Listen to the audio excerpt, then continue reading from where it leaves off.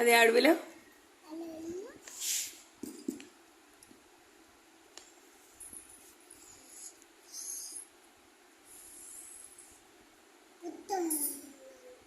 ఏం కుటుంబం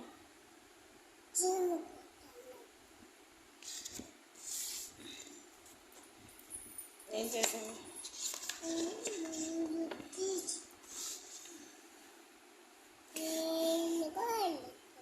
దేనికోసం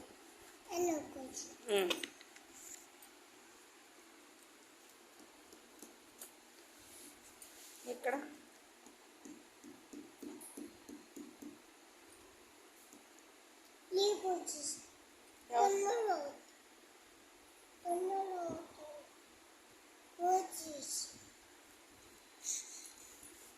అప్పుడేమైంది